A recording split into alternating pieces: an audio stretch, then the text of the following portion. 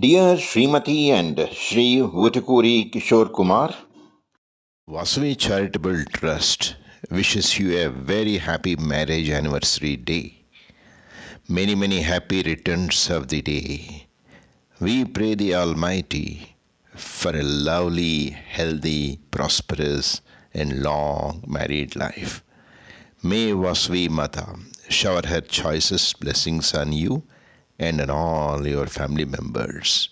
God bless you. शतमानं भवति शतायुः पुरुषः शतेन्द्रिय आयुष्येवेन्द्रिये प्रतितिष्ठति